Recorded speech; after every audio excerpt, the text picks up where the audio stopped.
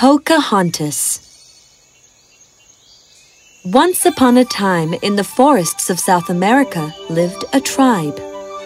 Powhatan was the chief of the tribe, and Pocahontas was his daughter. We see a jungle where lots of girls are picking berries and flowers. Pocahontas does not enjoy what she is doing. She lags behind and works on making her boomerang. Come on, Pocahontas. We have to be home before sunset, and your basket is empty. Why? I want to stay back and watch the stars and hear the crickets and the owls. I don't want to pick berries. She releases her boomerang at a branch, and an entire bunch of berries falls in her basket. The girls gasp. She points to a cave on the mountain high up. Wouldn't it be great to spend the night there? It will be almost like touching the stars.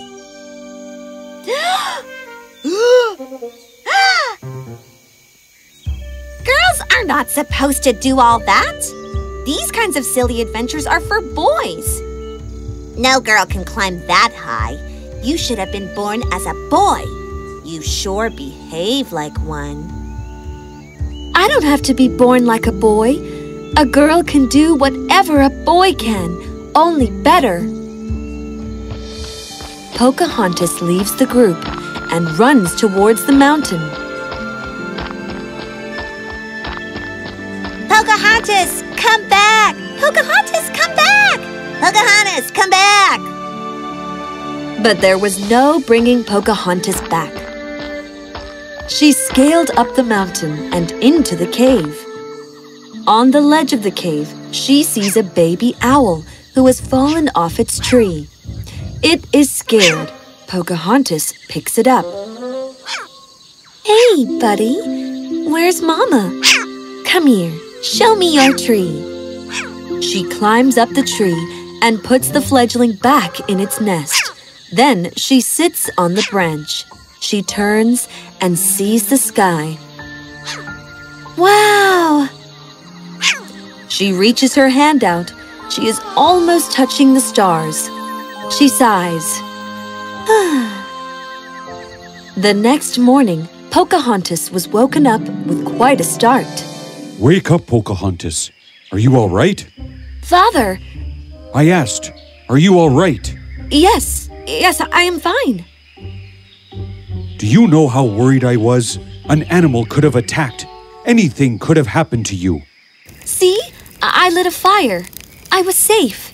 The animals of the forest know me. They won't hurt me. Enough. Come home.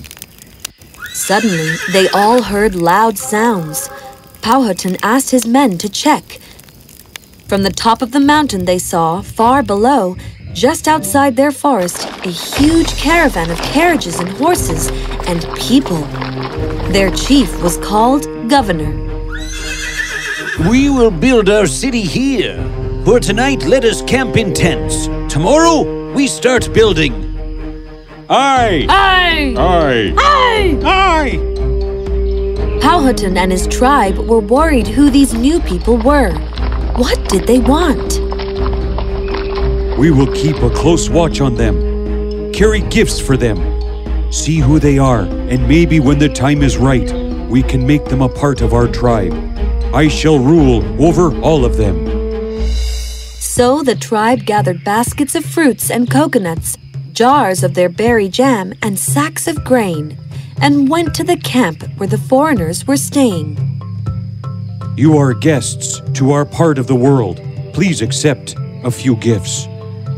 Thank you so much, Chief Powhatan. Accept our heartfelt gratitude.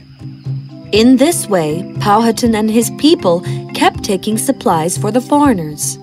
The foreigners too accepted their gifts and gave them blankets and ropes and things like that in return. It was a good friendship, but the two chiefs had something else in mind.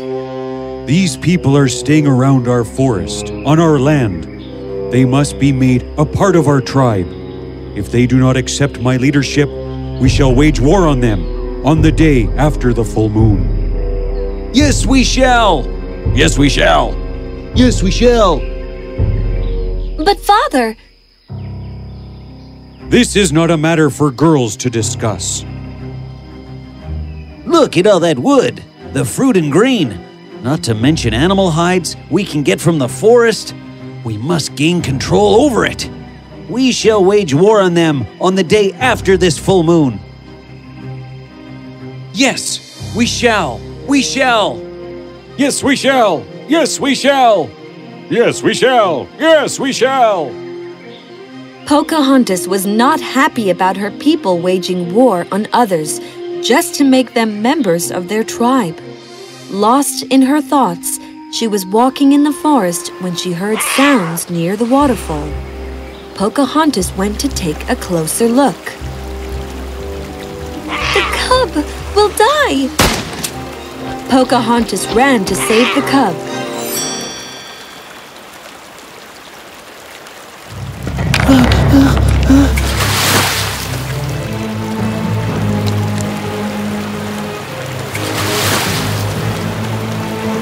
Pocahontas and John Smith were driven downstream deep into the forest. Pocahontas dragged him out of the water. By that time, it was night.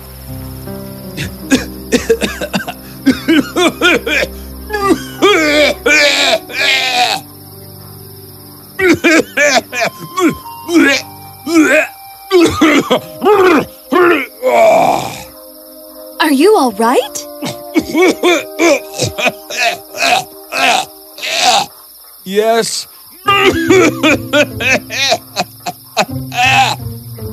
My head feels like a rock. You risked your life to save me. You risked your life to save that animal. A cub. The animal was a poor, helpless cub that you almost killed. These things happen. The cub should have escaped when he saw the tree being felled. You can't go around protecting every animal in the forest. You speak of animals as though they belong to some other world, as though they are some kind of inconvenient outsider. It is the rule of the jungle, survival of the fittest.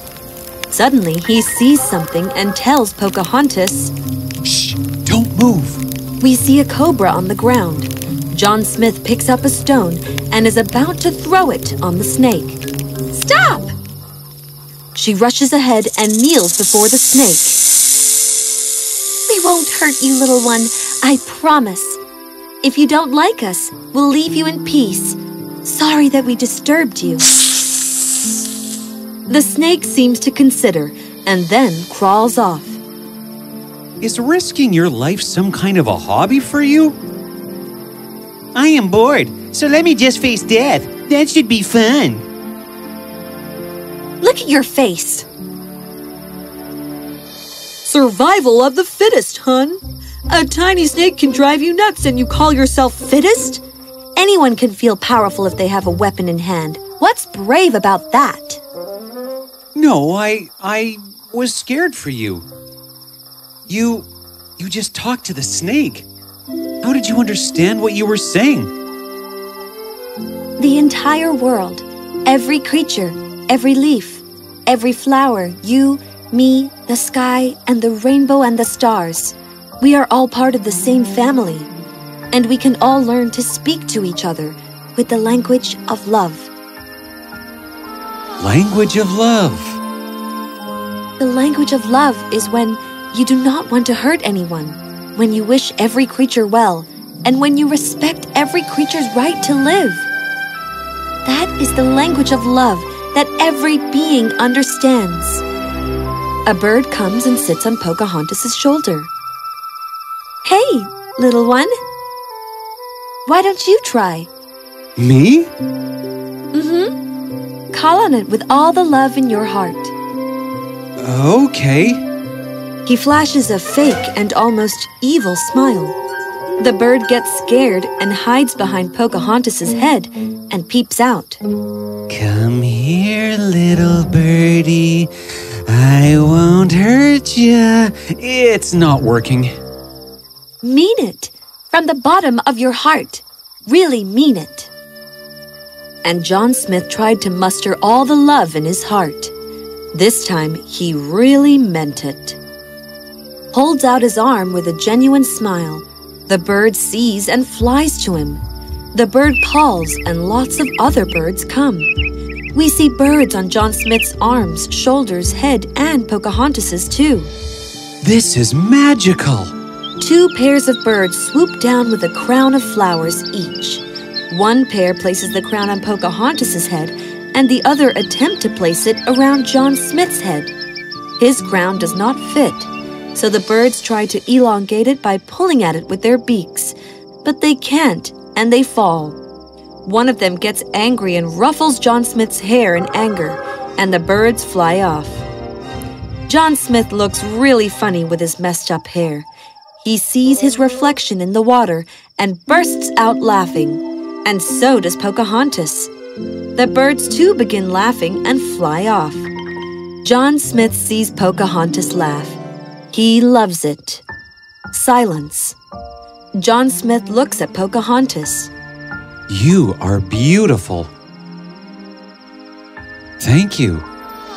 For what? You saved my life. Thank you so much. My God! What is it? Your people should go away from here. No. All of you should escape. Escape? Yes. Today is the day after the full moon. Our camp is planning to attack your tribe. Why? To gain control of the entire forest. And my father wants to add your camp to his tribe. We have to stop them. How? Come with me. Powhatan and Governor's groups were preparing for war. They had marched forth to attack each other. Victory be to us! Victory be to us! Victory be to us! Victory be to us! We will win! We will win! We will win! We will win! Stop!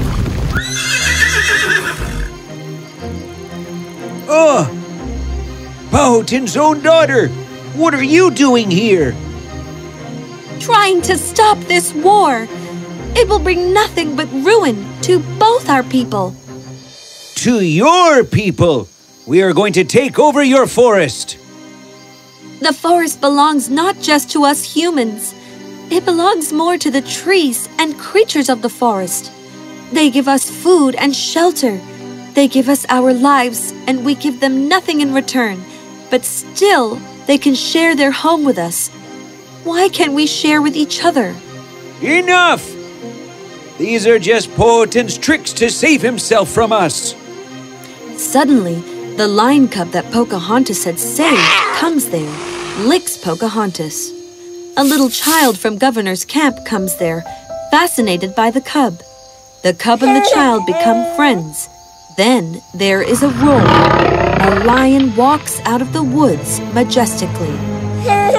What? Save the child! Save the child!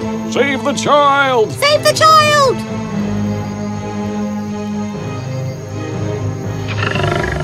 Governor's people train their guns to the lion. But they see that the cub has stood protectively in front of Pocahontas, and the child as though communicating with it. The child at the camp is fascinated by the lion and moves ahead, touching the nose of the lion, laughing. The lion smiles. Governor's men ready their guns. Just then, John Smith comes there with Powhatan's tribe. Stop! Please stop! Look, when man and beast can become friends, why can't man and man become friends? Instead of fighting a war and killing each other, why can't we simply trade and live together peacefully and happily?